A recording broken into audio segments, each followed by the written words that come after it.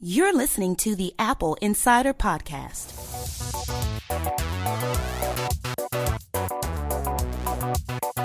Welcome to episode 29 of our show, where we discuss the latest news about Apple, iPhone, iPad, Mac, and more. We're recording on Thursday, August 13th, 2015. I'm Victor Marks, and with me I've got Neil, managing editor of Apple Insider. Hi, Neil. Hey, how's it going? And we've also got, joining us from the far, far side of the world, Shane Cole. Hello. Welcome back. You were on vacation before. I was. We are so glad you returned. How was it? It was fantastic. I highly recommend leaving your job and moving to the beach in Thailand. There you have it. Job recommendations, career path. Not you specifically. I mean people who are listening and need advice from me. Life pro tips from Shane. Excellent. You know, actually, it's not a bad idea. Thailand, huh? Yes. Specifically, Phuket is nice, really. The little islands around it are very fun. Mm-hmm. Cool. I'm going to have to look into that. So, if you find that I'm gone next time around, it's because I'm in Phuket. But let's talk instead about what's going on in the world of Apple. So, we think there's an Apple event coming up on September 9th. Do we have any kind of announcement about that, Neil? No, there hasn't been an announcement, but Apple traditionally leaks to the same guy, John Pachkowski, who used to work for All Things Digital and then Recode, and he's now, strangely enough, at BuzzFeed of all websites. But he usually gets the scoop on this early, and he's usually right. I'm not so sure about some of the claims he made about the event itself. Specifically, I think everybody knows there's going to be an iPhone there, iPhone 6S, and the Apple TV is a strong possibility. But he also suggested that iPads would be there. I'm not sold on that rumor because that would mean no October event, or an October event that would just be about Macs.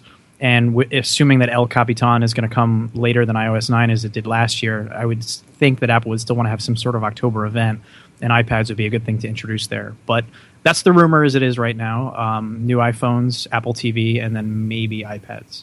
All right. I totally think the iPads will be there. I mean, what are they going to do to the iPads? The iPad Mini do you just want a new iPad? Is that your deal? Well, actually, I have to get one because my iPad Air 2 died an unceremonious death just the other day. And it had still sitting, looking at me, taunting me, because it took me 3 days to get an appointment at the Apple Store. But the pain. No, I mean, it's essentially an iPad mid-cycle refresh, right? The iPad Mini is going to get a little bit smaller and get some better internals, but it's not going to be a major redesign. What else can they do to the iPad? iPad Pro? Well, yeah, I suppose if there's a hypothetical iPad Pro, which I do not believe, then I think you're right. That's a good point. But if it's just a new iPad Mini and a spec-bumped iPad Air... Guts to run all the cool iOS 9 stuff? Yeah, but it's just a faster processor, right? That's the only difference. It's an iPad Mini with an A9. So why does that earn its own event? It's not that it earns its own event. It's just a matter of spreading it out. Because, I mean, presumably we're going to have 21.5-inch iMac with Retina display soon, right? That should be on tap. The Mac Pro hasn't been updated in a while. El Capitan's coming out. Is that enough to justify an event? Or would you have iPads headline that event? I'm not saying that I think that this year's iPad upgrade is going to be that great, especially if there is no mythical iPad Pro. It's really just a question of how much do they want to pack into this September event? Because I feel like the new iPhones, explaining Force Touch, recapping all the iOS 9 features, and then Apple TV, App Store, maybe a subscription TV service, maybe not. That's a lot to have at one event. You do have watchOS 2 coming later this fall, so that could be something for an October event as well. And there were also some rumors earlier this year, although they kind of died out, that maybe Apple was going to introduce some new casing materials for the Apple Watch to kind of expand the lineup. And I wouldn't be surprised if you saw some new watch bands or something like that too, to just kind of boost holiday sales. But I don't know that watchOS 2 and some new watch bands and some Mac stuff is enough to carry the October event. I wouldn't be surprised if they stick with their traditional strategy and announce new iPads in October. Well, we don't really know, and Apple, as we do know, is not afraid of having a long event, right? The Apple Music event with Eddie Q went on for seemingly forever. Oh, it was insufferable. So they could jam as much as they wanted this thing, but I certainly agree. I hope they balance it out. As long as they don't bring Drake back, then they'll be fine. Or Phil Schiller. Yeah, I don't like Schiller either, but I would much rather watch Schiller than Drake for an hour. But I mean, right? It seems like they have a lot of stuff that they still need to update. The Mac Mini would seem overdue. Not that anyone cares about it really, but the iMac definitely overdue, especially in the 21.5-inch size. There's the long rumored Retina Cinema display, Thunderbolt display. The Mac Pro is getting very long in the tooth. A lot of this is just beholden to Intel and their timing of the chips, but there's a lot of stuff that wouldn't fit into a September event. So I think they're going to have an event in October. I just don't know if Macs are enough to carry the event. I think I could easily see a scenario in which they decide to bifurcate to 2 events a year with room for a special spring event, right? 2 events a year, 1 mobile, 1 non-mobile, and be done. Well, it'll be interesting to see what they do with the watch. Are they going to continue to launch new hardware in April, or are they going to move it to the fall like they did with the iPad? Because remember, the first iPad was announced in January. It came out in April of 2010. And then a couple of years later, they moved, after they did the iPad 4, 2 releases in 1 year, they moved it to the fall. So I wonder if the Apple Watch continues to have that spot in April, that spring event, or are they going to wait like a year and a half? Are they going to do 2 hardware upgrades in a year? It'll be interesting to see how that plays out. I'm curious to see if it's going to be on a yearly upgrade cycle to begin with, truthfully. I wonder if the Apple Watch is going to be more akin to the iPod in its sort of middle years, where the iPods went 2 years between refreshes for a while.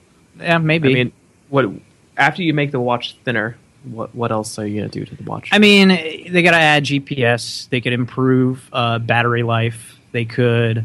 I could envision, for example, a future model that has good enough battery life that a certain low power watch screen is always on and gets 24 hours of uptime, stuff like that, little efficiencies.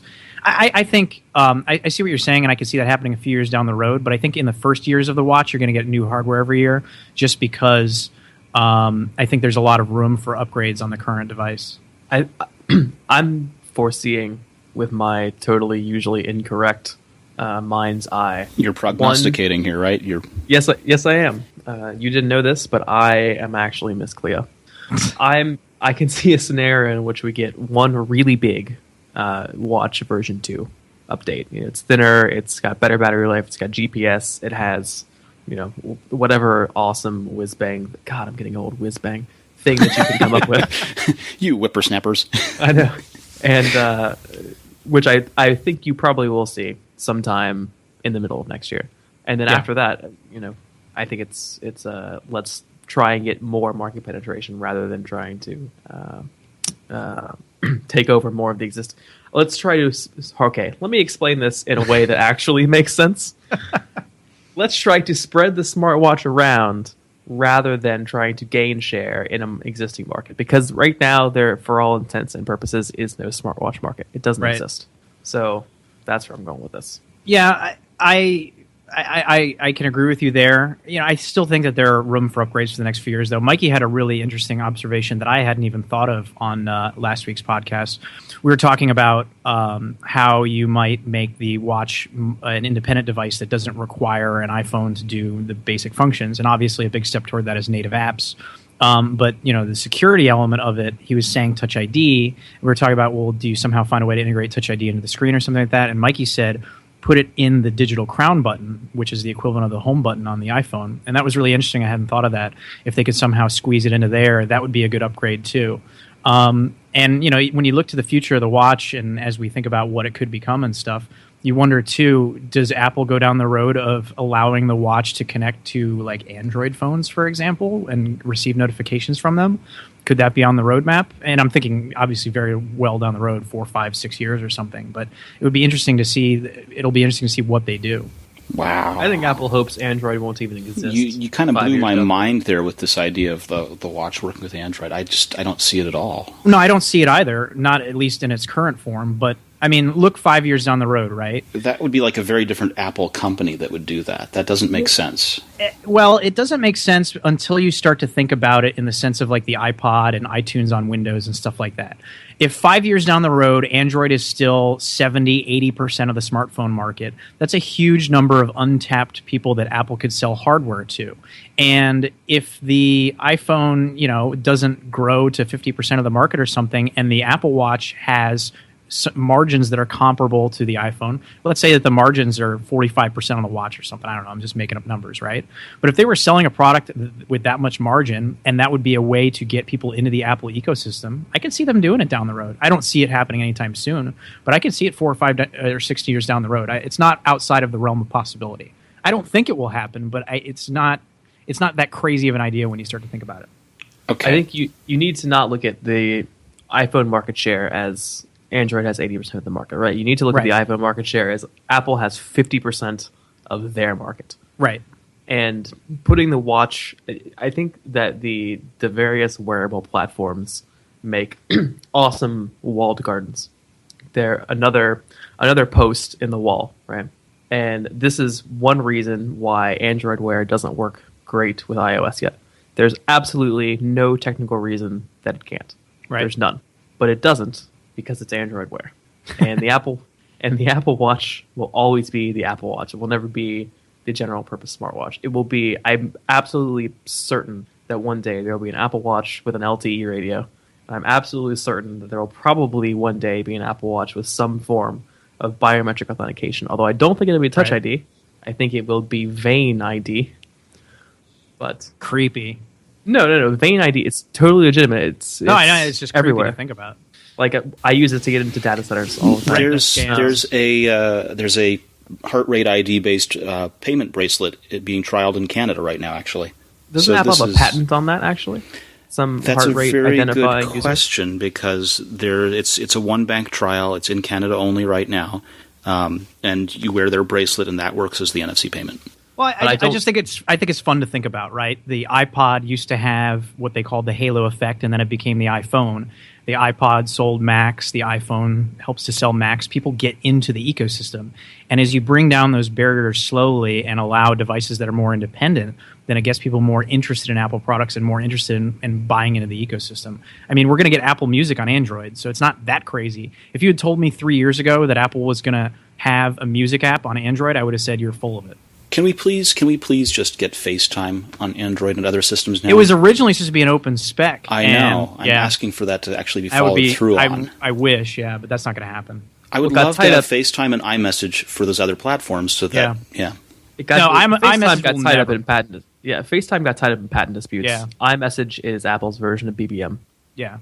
iMessage will never be open. I could see FaceTime being opened up, but it's not really necessary because you can just use other platforms. I don't think FaceTime ever will, primarily because they had to re-architect it to get around that branded X crap. Yeah, that was BS. The other thing that I'd love to see happen with FaceTime is I'd love to get the ability to both audio and video chat with multiple people back. You can kind of do the audio chat if you're using an iPhone to do it, where you can merge people in. Yeah. But we used to have iChat AV, and we used to be able to pull in people from iChat and from AOL Instant Messenger and have multiple people in a call. It maxed out at 4 people, I believe, right, on iChat? Something like that. I remember there being more, but 4 people sounds fine, too. I would love to get that back. We don't have that anymore. Yeah, I agree. It sucks that we're doing all these cool things, and we've lost something along the way. Yeah. So, September, you getting a new iPhone? I'm actually curious about this iPhone 6C. The rumors came out this week, and they were kind of dead for a while. People were saying no iPhone 6C. But now it's sounding like maybe Apple will take the iPhone 6 components and do what they did in 2013 and squeeze them into a different design, slightly different design, in this case a smaller phone, that would allow it to not eat away market share from the high-end model, which would have a different design. So if the iPhone 6S and the 6S Plus are going to look largely the same as the iPhone 6 and the iPhone 6 Plus, respectively, then Apple wouldn't want to sell the iPhone 6 for $100 and have people look at them and not know the difference and just buy the $100 phone because it's cheaper. So the rumor that is going around now is that maybe they'll take the 6 parts, cram them into a 4-inch screen, much like they did with the iPod Touch, and give it a color aluminum back and sell that at the $100 price range. So I think that could be a pretty compelling device. The question becomes, how useful is Force Touch on the 6S and 6S Plus? That's going to be a decision for me because I like the smaller form factor, but I also like the better camera that I'm presumably going to get on the 6S, and Force Touch could be a big change to how you interact with your phone. So it really will depend on how they implement Force Touch and what it brings to the table and how useful that will be to me. Shane, are you going to get a new phone?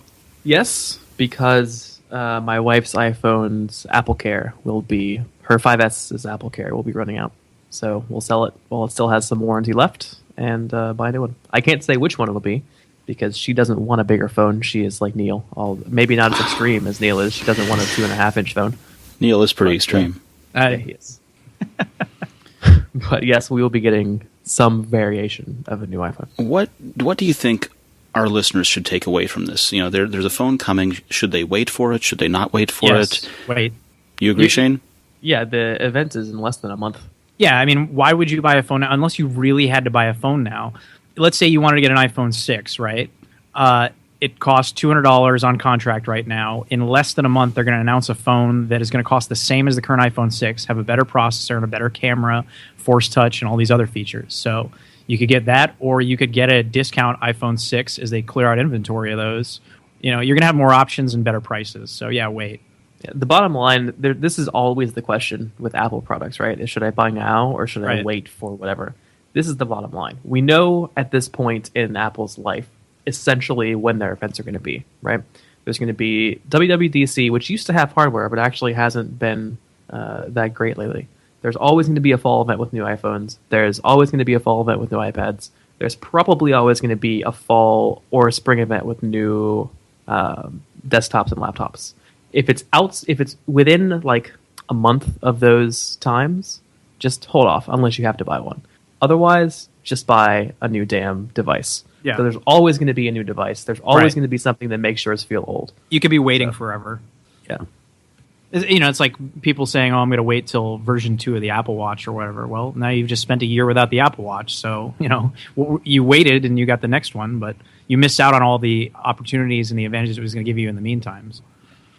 Define advantages. Well, it makes me stand up once an hour, so I won't get a blood clot in my leg. So that's an advantage. No deep vein thrombosis for Neil. No embolisms for Neil. Awesome. Cool. So tell me about conventional watch sales sliding after the launch of the Apple Watch. You know, we were. That's a thing that's a question for me because you know it's what sales slid? Was it sales of big names like Rolex and Tag Heuer, or was it sales of fossil watches? What slid here? No, nobody who's rolling in to buy a Submariner is going to suddenly not do it because there's an Apple Watch available. Yeah, I didn't think so, but that's the question: is what happened? Did anything happen? Well, I have an article here that says conventional watch sales slide after Apple Watch launch.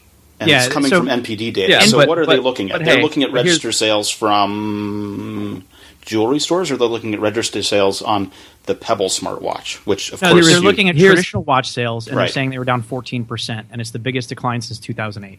Here's my reaction. Post hoc, ergo propter hoc. No? Nobody? Nobody with the Latin? After it, therefore, because of it. Do you care to elaborate on that, sir, for some of our non-Latin scholars? All right, after it, therefore, because of it. Something happened after something else, therefore was caused by the other thing. Right? But that's not always true. In fact, it's hard. Anybody who's ever watched The West Wing is going to call me out right now because this is a direct quote. It's not always true. In fact, it's hardly ever true. Right? Correlation does not imply causation. Just because watch sales are falling does not mean they're falling because of the Apple Watch. Watch sales have been falling for quite a while. People don't wear watches anymore. Correct. This was cited in when the Apple Watch was coming out. This was cited as one of Apple's major obstacles is trying to get people to wear watches again. Watches aren't cool. Yeah. Nobody who was going to buy a Rolex or an AP before is suddenly not going to buy them because they're buying an Apple Watch. Well, dude, if you don't buy the AP, you can buy 2 Apple Watch editions. Well, yes, you could. I mean, on the high end, yes. On the high end, yes. But what if you were looking at like a $100 Timex or something? Yeah, what I was going to say next was some people who may have bought fossils, or some people who are going to buy fossils may have switched to an Apple Watch. Right. But I think that's still a small number of people. So do we think that this NPD report is kind of specious? I mean, I'm sure they have hard data that shows that watch sales are down, but it could be any reason. Maybe people are taking a wait and see approach. Maybe they're saying, I want to hear from more people about the Apple Watch, and then decide what watch I want to buy or something like that. Maybe not. It's hard to say. You know, it's probably a little from column A, a little from column B. It's probably, did the Apple Watch affect traditional watch sales? Sure. Is it the reason that they're down so much or the primary reason? Probably not. I'm interested to know how much watch sales fell in 2013. Right, so you want data from before Apple Watch well in advance. Yeah, so that then I can go write an article that says traditional watch sales down X% in wake of Android Wear launch. Well, but this says it was the largest decline since 2008. So, yeah, but that could just mean that the other years were 11.5%. Right. No, I agree with you. You can't read into this stuff too much. Well, and partly NPD wants to sell you the report, right? Yeah. And also partly it doesn't get clicks if it doesn't have the word Apple in the title. As we well know. Yes. Do this one weird thing you won't believe. And yeah. One weird trick. Doctors You'll never believe what Apple did to this employee. Oh, God. Speaking of things you'll never believe what Google did, this one weird trick. So instead Very weird. It is kind of weird, because instead of spinning off subsidiary companies, they spun off a parent company, right? It makes perfect sense. Google decided, instead of spinning off smaller things and being Google as the parent organization, which most companies would do, Google spun off a parent company and made Google the subsidiary. So the new parent company is called Alphabet, and basically all of the other things that are Google businesses that are moonshots or strange explorations that aren't related to search necessarily got turned into small companies on their own. Is that right? Basically, yes. Okay, so Larry Page and Sergey Brin are the head of Alphabet now. Is that right? Yes. And Sundar Pichai is the head of Google at this point. Yes. He was formerly running Android after Andy Rubin got kicked out, and he was running Chrome and Chrome OS after Vic Gandhantra got turned away. And then most recently, he was running most of the other things that also mattered.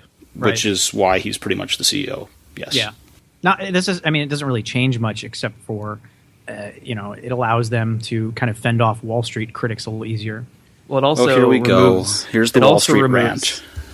No, we're not going to have the Wall Street rant because I'm going to say something much more interesting. Beautiful. It also lets Larry not be a day-to-day CEO anymore, which anyone in the Valley who's ever talked to anyone who works at Google will tell you he hates doing. Right? Go on. He doesn't. So Larry Page no longer has to run essentially a boring company, right? Right. Those two guys are. I don't have a great term for this. They want to do cool stuff. Yes. Yeah. Right. They built Google because they want to do cool stuff. The Google X exists because they want to do cool stuff. Right. Now they can go do cool stuff on their own, and nobody will say anything to them about it. Neil's a little bit right in that it satisfies Wall Street. So there's a little more visibility into these various other financial black holes. And it probably has some positive tax implications, as many people have said. But at the end of the day, it's solidifies Larry and Sergey's control over their domain. Mm-hmm. 2, because it's not a company anymore. I mean, honestly, Google is not, at this point, it's not or Alphabet, sorry, it's not a company. It's it's something beyond a company, which sounds ridiculous, but it's true. It solidifies their control over it. They've become omnipotent. They've transcended companyhood. The fourth dimension. It puts a really, really competent executive who's well-liked by everyone in charge of the businesses that actually make money. Yeah. And it frees them up to go do what they do best, which is imagine cool stuff and then get it built. That's entirely what this is about. That's an excellent summary. Google is an advertising company. Yeah. Everything that makes money from ads is now run by Sundar. Right. And everything that drains money from ads is now run by Larry and Sergey. Perfect. It's brilliant. We've been talking a lot about Alarm.com these past few weeks, and I'm going to go ahead and bring it up again because they are one of our 2 sponsors this week. Alarm.com is a technology that is about really making your home smart with an alarm system that's smarter than traditional alarm systems. And what makes it like this is the ability to control all of the different parts of the alarm system and also a thermostat from your phone and your Apple Watch. They are reliable and secure. They use 100% dedicated cellular connection into your home, so you're not vulnerable to a cut line or a down broadband connection. And Alarm.com accounts are professionally monitored, so a real person at a central monitoring station will help get emergency response to your home in case of an emergency. Instead of trying to control all of these different smart things in your house with 5 or 6 different apps, Alarm.com integrates everything into its top-rated mobile apps. You can use security, thermostat, video monitoring, lights, locks, and a garage door, all from their one application. The systems are professionally installed and maintained by a trusted security expert, which means you're not stuck inside all weekend trying to figure out how to get all of the different parts to work together. Now, if you're listening to this program, you probably love Apple, and you love the way that Apple innovates, and Alarm.com is an innovator as well. They pioneered the smart home security space. They were the first to launch a native app to control your home, and they launched the first location-based automation feature. They were the first smart home app for the Apple Watch. Alarm.com is the leading technology provider of smart home security, and it's sold through over 5,000 trusted security professionals across the United States. If you wanted to see what it's like to control your home from your Apple Watch, Alarm.com has a product demo on their site that you can check out. And if you're interested in having a smarter home, you can sign up for Smart Home Security this month and receive a free smart thermostat. Go to alarm.com/insider to find a dealer that's right for you.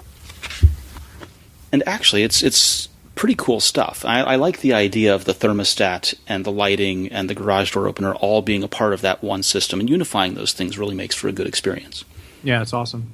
It's one of the kinds of things that I'm looking for out of HomeKit and some of those other things. But being able to buy it from a single supplier and getting all the parts to work together right away seems like a good value. Yeah, this stuff needs to be simplified, definitely. Do you have any kind of home automation stuff in your house? I have a Nest thermostat, and I have Hue light bulbs. Where do you put your Hue light bulbs?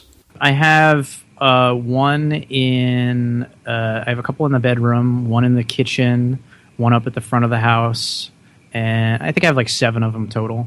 And I have cool things that I do with it too. Like I have a movie mode on one that's just one light in the kitchen, and so I just tap that mode and it puts it on the lowest light setting. So if I want to go in there and get a drink and not turn all the lights in the house and stuff while I'm watching a movie, you can do neat stuff like that.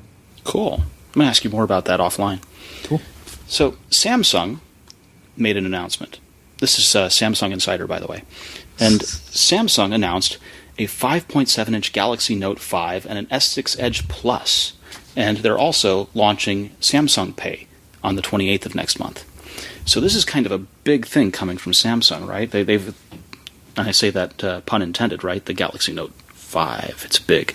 So what should we know about these devices? It's a pretty obvious effort by Samsung to beat Apple to the punch.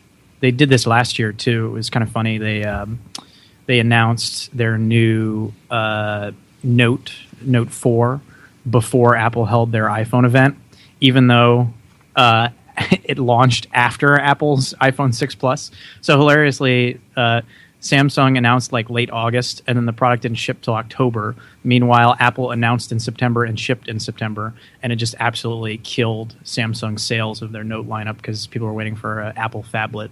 So it's pretty transparent what they're doing here. They're just trying to get the jump on the iPhone. They're actually shipping in fewer markets this time around so that they can get the launch out more quickly and hopefully not get caught flat-footed by Apple. But everything that Samsung does is very reactionary to Apple, and this is no different.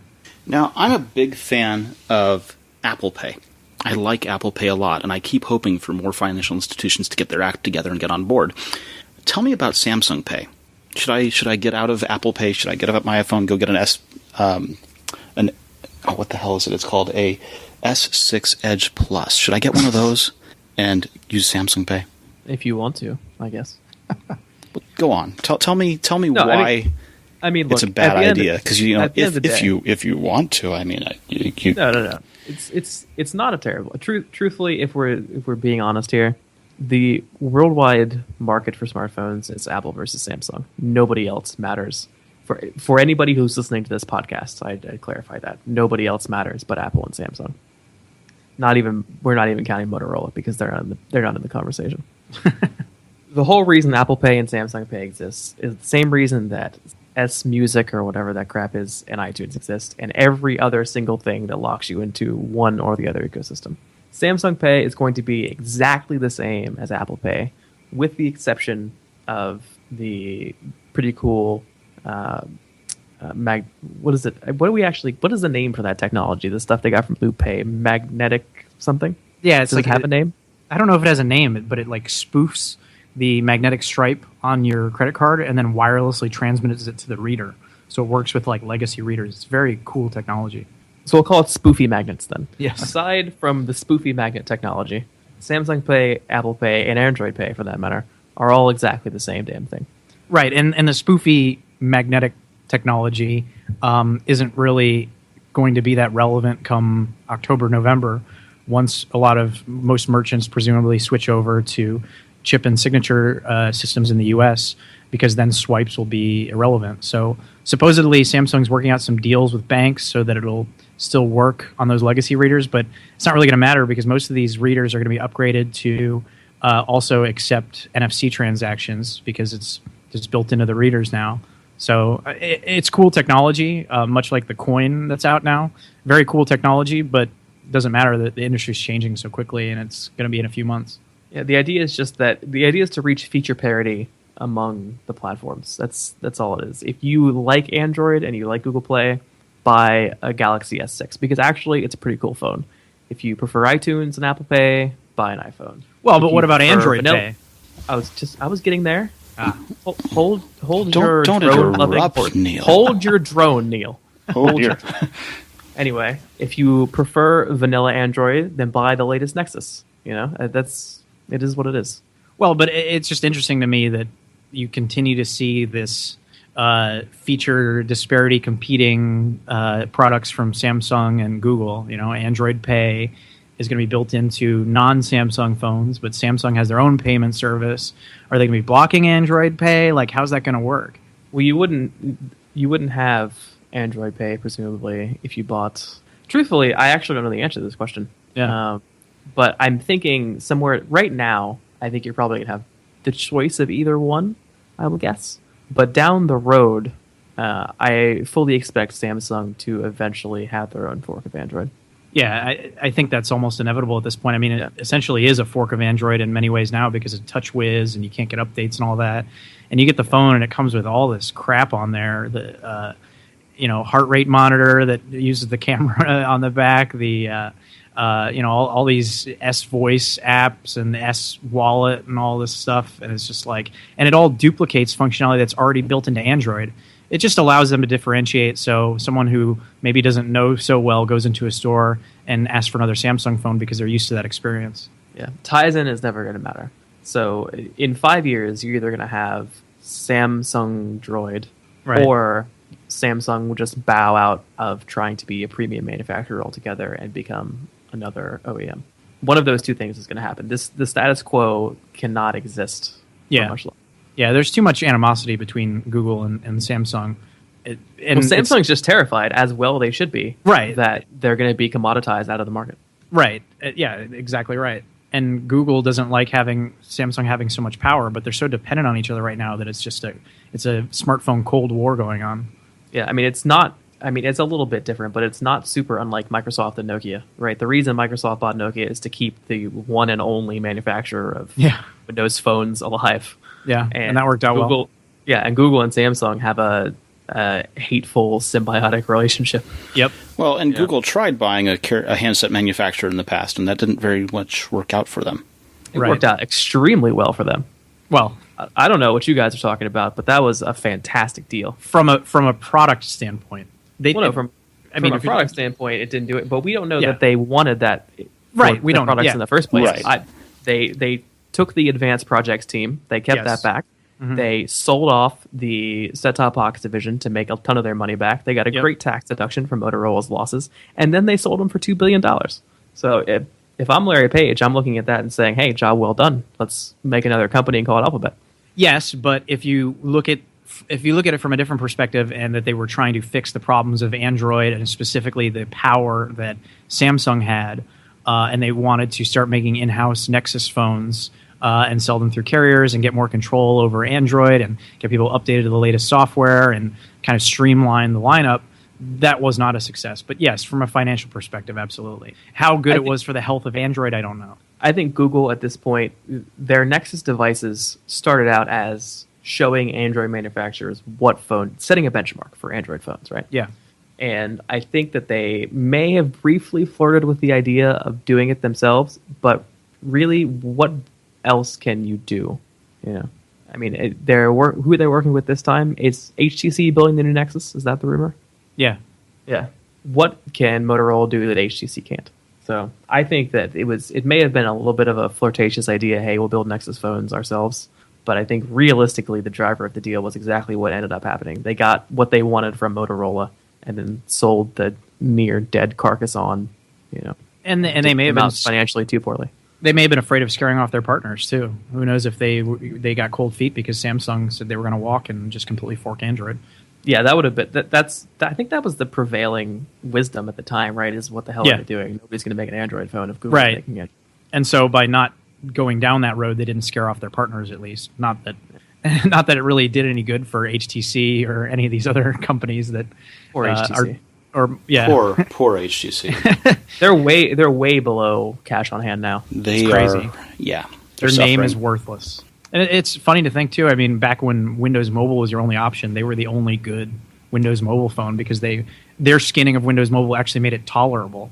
And tech people, you have a funny definition of tolerable. I just want to say because this is before the iPhone. HTC Diamond and stuff like. Oh my God, that was brutal. What's the name of their skin? Sense, is that what it's called? Well, they've used that name for everything. There was Sense UI on Android. There was Sense on. That's what I'm saying. Sense was originally for Windows Mobile, and it took a garbage product that relied on a stylus and made it somewhat tolerable. And put one layer between garbage. And, right. Yeah. Yeah. It was a big improvement. I mean, obviously it wasn't that good, but it was compared to what was on the market, and HTC was doing the best job.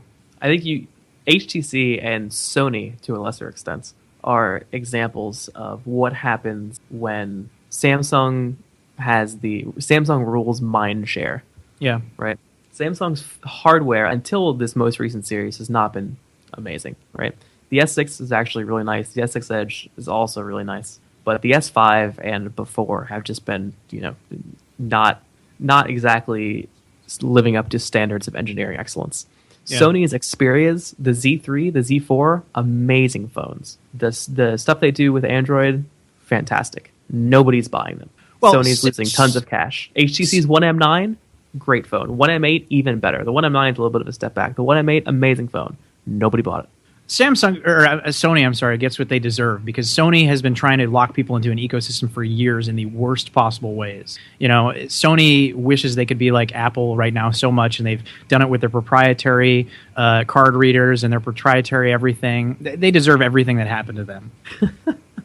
Somebody's still butthurt about memory sticks. And all the different formats of memory stick. And yeah. You know what I'm annoyed about? I'm still annoyed about Aibo being gone. What? Aibo, Sony Aibo. Oh, the dog? Yeah.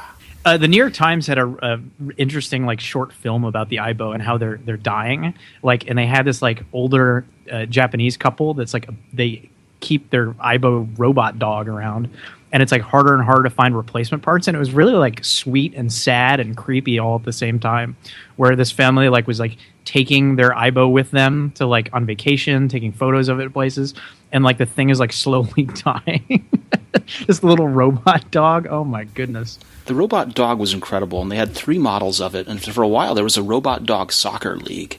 It was awesome. What? Yeah, there was a Sony Aibo soccer league, and you played soccer with the dogs pushing a ball around on a course. It was incredible.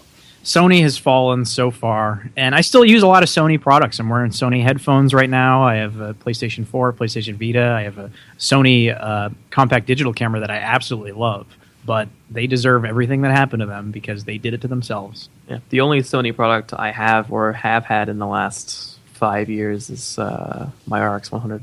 Great camera.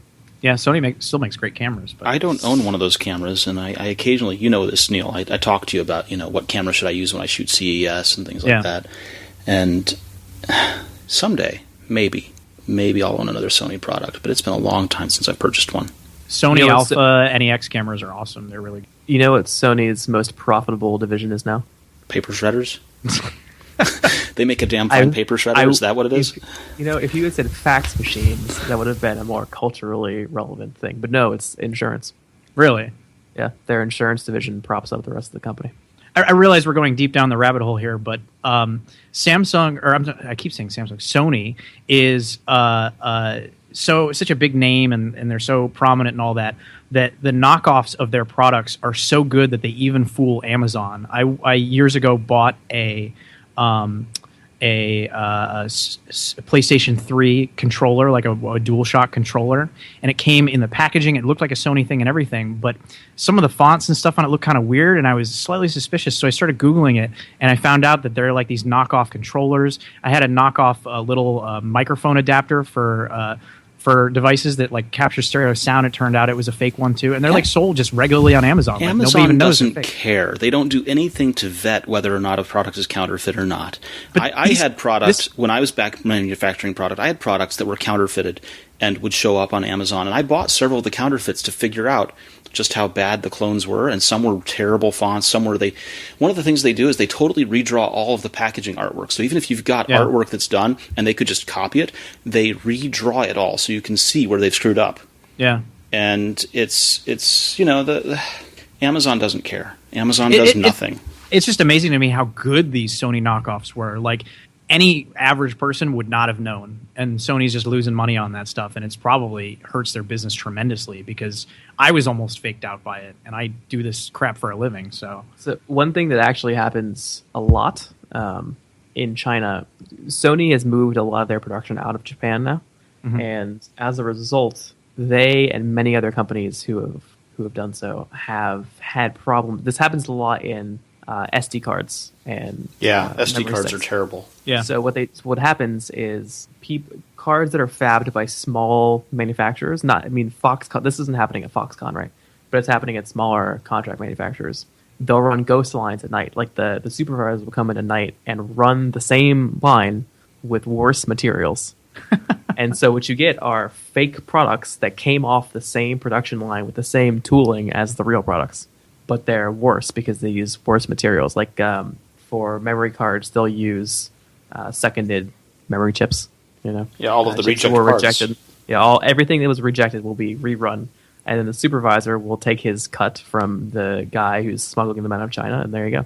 That's amazing. Where you see the really good quality fakes. That's what happens. That's crazy. Yeah, they're really high quality, and Sony deserves everything bad that has happened to them, but they don't deserve that. That's just terrible. So we're talking about large companies like Samsung, and we're talking about large companies like Google. And now I'm going to talk about a company called SoftLayer. And SoftLayer is an IBM company, and what they do is they deliver a cloud. So if you're working in a startup, or if you're working in a business and you need cloud infrastructure, SoftLayer is this IBM company that delivers a cloud infrastructure foundation, and it's the foundation of all IBM's cloud products and services. So what they deliver is, you put your business, your applications, your compute load, workload, they're all different from everyone else's. So you need cloud resources that meet your unique needs. Some workloads need to scale up and down quickly. They benefit from virtual servers, and some workloads need the raw power of bare metal or dedicated servers.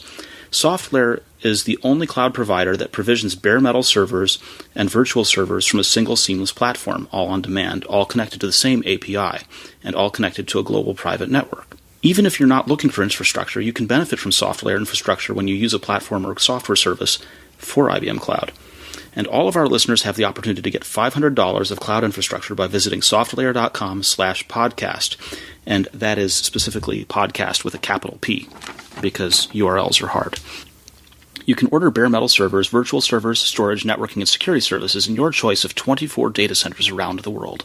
And all of those servers and services are connected to SoftLayer's unique network of networks, separates public, private, and management traffic so that traffic to and from your cloud infrastructure travels more efficiently.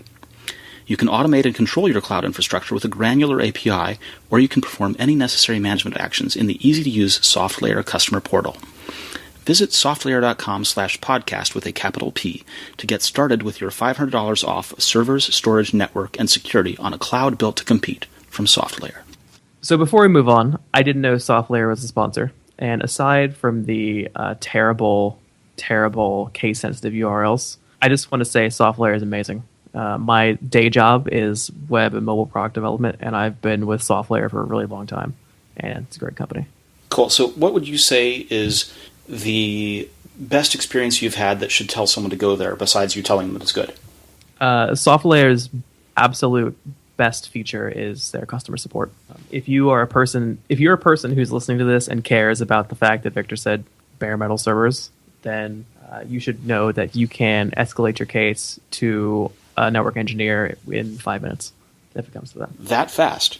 Absolutely amazing. It's as good as Rackspace, and if you're in this business and you have been in here for a while, you know that as good as Rackspace is really, really good. Wow. That is good to hear. Thank you for that. So, we got to call an audible here, Victor. So we'll call an audible here. Shane just sent me the link for this. Samsung just announced the Gear S2 smartwatch. I'm going to iMessage it to you, Victor. Oh, Lord. At the IFA trade show in Berlin. And is IFA on already? Yes. That's pronounced, the IFA trade show in Berlin, Neil, is pronounced IFA. But then why is it all capital letters? Because it's in Berlin. Anyhow. Do you want capital letters, Neil? That's how you get capital letters. It's IFA. Okay. Well, anyhow, this thing is the most blatant, ridiculous ripoff of the Apple Watch UI. No. You know what this looks like? This reminds me of the Audi smartwatch from January's CES, powered by WebOS. Well, I mean, the Friends thing in the upper left is like... The fact that all of the icons are round, I can forgive because it's a round watch. But the little Friends thing that has a bunch of colored dots... Yeah. The phone dial? Yeah. Yeah, no. Yeah. That's just... No. I mean, I'm just looking at this thing, and it's like the calendar icon, the phone icon. I mean, I guess there's only so many ways you can do those icons, but still. Like, why is the phone icon green just like Apple's? The microphone icon is pretty similar. There was actually some research into the cloud icon that came up with the notion that the cloud icon has to be that way for pretty much everyone because there's some mathematical formula to the curves and proportions that says that's how you draw a cloud. So pretty much everyone's cloud icon looks the same. No. This cloud, if you'll notice, has sun rays coming out of the upper right, which makes it horrifically visually unbalanced. Is it weather or is it what? I assume it's a weather. Yeah, it's probably a weather app. Yeah, it's weather designed by an imbecile. And I'm also surprised surprised that there's Nike Plus support, considering Nike's close relationship with Apple. Yes, that is interesting, isn't it? I would have thought that maybe they wouldn't have that. Well, looking at it, that swoosh is not correctly proportioned. That's not a regulation swoosh. It's not. That's not. But so let me ask you, because there's the swoosh with a plus next to it, right below an icon of a person running. Yeah, it's probably their native fitness app and then a Nike Plus running app. I didn't realize that was a person running. I thought it was an arrow pointing down toward a horizon. But Apple's app has someone running to the right. Samsung's has someone running to the left. And Samsung's has like ground and sky. Yeah.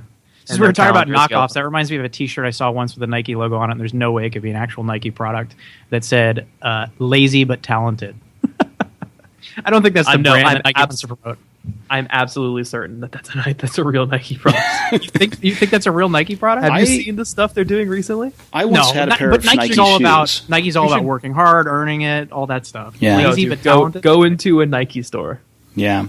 And look at some of the shirts they're doing now. No, I just had I used to have a pair of Nike shoes that were run on one of these lunch breaks or after hours kinds of things like we were talking about.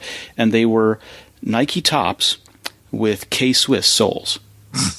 And they were from a legitimate factory, but they'd used some crazy kind of fabric that for the swoosh that wasn't exactly a fabric you'd find on any other kind of Nike. But it was very clearly legitimate stuff, just done with after-hours parts. Well, anyhow, I had to interject there because this thing is insane how much of a ripoff it is of the WatchOS UI. But before we move on, but it is on a round display. Yes. I don't know if Nike is selling the shirt in America, but here in Hong Kong they have a shirt that says, the shirts they're doing that are just giant words with patterns in the background? Yeah. The shirt says "Scoring never stops." It's by far my favorite Nike t-shirt ever. They also have one that says "All money, no bank." Which is fantastic. But no, "Scoring never stops" is by far. Oh, "Basketball is my girlfriend." That's another one. Wow. So I'm absolutely certain that "Lazy but talented" is... That does not strike me as Nike's brand, but maybe. I don't know. All right. Well, it's time to hold our drones because Neil's going to tell us all about the DJI Phantom 3 Professional. Yeah. We ran the review of this last weekend. I tested the high-end one. It's $1,250 is what it costs, and it's awesome. Wait, $1,250 US. Yes, that is actually a competitive price compared to what these used to cost. Just wanted to clarify because $1,250 could be a lot of things. No, it costs. Actually, it's $1,249 US. This is the high end one. There's a mid range one that costs $1,000 that just downgrades the camera to 1080p. The high end one, the professional, is 4K, and there's an entry level one for $800 that also does 1080p but at 30 frames per second instead of 60. I think most people will be happy with the mid range model, considering most people don't have 4K video cameras.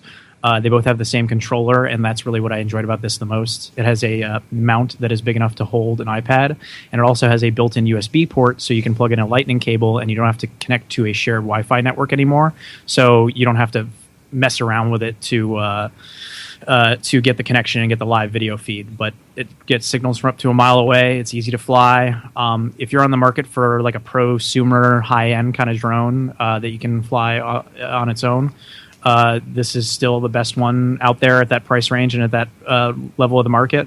Obviously, at over $1,200, this isn't for everybody. There are some cheaper options out there like the Parrot, and I actually tested a super secret one today that I can't talk about till next week. That'll be another low-end option. So the market's growing there at the low end, and I think that's a good thing. But if you're looking for something that offers really high-quality 4K video footage that's super smooth, it looks like it's a crane shot when it's taken off, this thing, you just can't go wrong with it. It's awesome. Cool. Now, when you're out there flying drones, how do people react? When I started flying them a few years ago and they weren't as common, people would come up to me and start asking me questions. They still do. Not as much. People just kind of point and take pictures of it and stuff. But like I was flying it in Central Park for my review, and a family came up to me. They were Italian, and they were like, "What is it? Did you?" One of the questions that people always ask me, which I think is funny, they always ask me if I invented it, like if I'm the creator of it or something. I got asked that when I was flying it here in Brooklyn Heights a few weeks ago too. People always ask me like, "Oh, did you make this?" When I reviewed an electric skateboard last year too, people were stopping me and like, "Did you make this? Are you famous?" Is what they asked me. It's like, no, I just write about this stuff for a living. But yeah, people want to take photos with it. People are just fascinated by it. How much does it cost? What does it do? That kind of stuff. I haven't been stopped by law enforcement yet, which is good. But I'm very conservative about where I fly it. I make sure that I'm in a legal area to fly it. I make sure that I don't go too high, that I don't let it get out of my line of sight and stuff like that. Partially because I don't want to lose the thing because it's not mine and they're just sending it to me to review. But also because you just want to be careful with this kind of stuff. I did have one crash a couple years ago. And quite frankly, if this thing crashed into a person, it would do serious damage. So fly safe out there. It's a really cool way to get great shots, but you don't have to overdo it and go crazy with it. Brilliant. So you recommend this one? Yeah. I like I said, I think that the mid-range one is probably the best for most consumers if you have no need for 4K video. But the high-end one's awesome too. The low-end one, $800, is still pretty good, but I like the upgraded controller, and I think it's worth the extra $200. So I would say if you're on the market for a DJI drone, go with the mid-range Phantom 2 Advanced. Or Phantom 3 Advanced, sorry. Brilliant. Now, ahead of iOS 9... we've been seeing that there's this ad blocker technology in the iOS 9 betas, and it allows us to use ad blocking in iOS and strip ads out of web pages and things like this. So there's a study, and the study says that ad blockers have already cost publishers $22 billion a year, which is kind of crazy since ad blockers haven't been out for iOS 9 that long. Are they talking about ad blockers for all of web browsers? What are they talking about, Neil? Yeah, they're just talking about ad blockers on desktops and stuff like that. But the reason this story is relevant for Apple users is because iOS 9 is going to allow for people to install third-party apps that plug into Safari and can block ads when you're browsing the web on your iPhone or your iPad.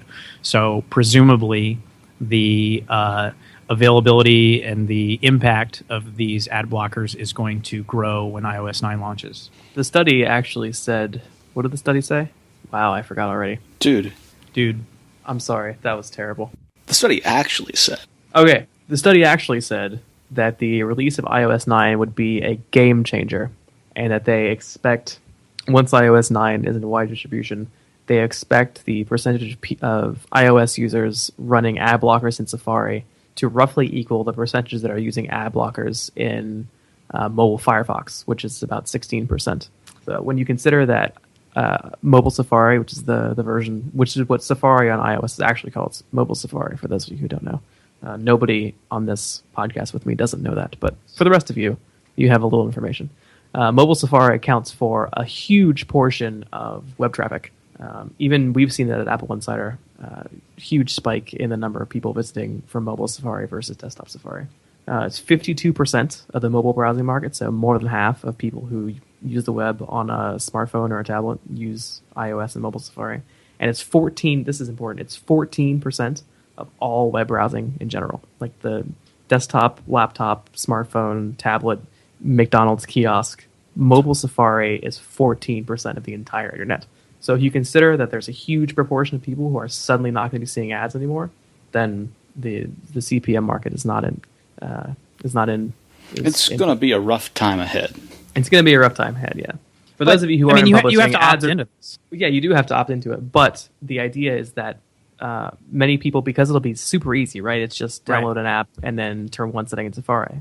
The idea is that the number of people who do that will also do it, or the number of people who do it on desktop Safari will be broadly comparable to the number of people who will do it on mobile Safari. And but you said that they were comparing it to Firefox, right? They were saying 17% on Firefox. Yeah. So they think that sounds. It's going to be a high. lot bigger than it's been on Firefox because installing something on what? Installing stuff on Firefox is always freakishly annoying. No, I think people who use Firefox are enthusiasts. I think that. Yeah, putting it on Safari is going to be far easier. It'll be larger. No, I don't think it'll be larger. I think most people just won't know or don't care. I would bet it would be smaller. Now, for our readership, it'll be larger. For people that, unfortunately for us, since we're in the online publishing business, a lot of our readers already use ad blockers, and obviously it's not good for business for us. But that's just the reality of it. And I understand why people do it. It makes websites load faster. There's a lot of junk JavaScript and everything else that makes websites take forever to load. Have you seen the ads on our website? And I don't blame people for doing that. It's not good for us. I mean, we have to be paid in order to do this. Otherwise, that's how we keep the lights on, right? But I don't think that it will be as high as it is in Firefox because I think people that are using Firefox are already enthusiasts that would be inclined to do those types of things. I would not be surprised if the percentage of people on mobile Safari specifically that are installing these after iOS 9 launches is going to be smaller. I don't see someone like my parents installing an ad blocker on their iPhone or iPad. Well, no, but by sheer volume, even if it is a smaller overall number, by sheer volume, it's still a major impact. I think it's going to be a major impact, yes. If you're listening and you don't know, ads on the internet most of the time are sold by CPM. It's X number of dollars per 1,000 ad views. There are some alternative models, but that's primarily where all the money is.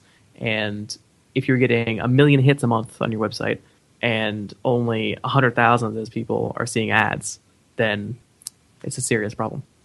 And this is why you're seeing a lot of major online publishers like even Recode are doing sponsored posts now and stuff like that because ad blockers can't block that kind of content. So it allows them to get eyeballs on content in a different way. So there's going to be a lot of turmoil and a lot of evolution in the online publishing industry, for better or for worse.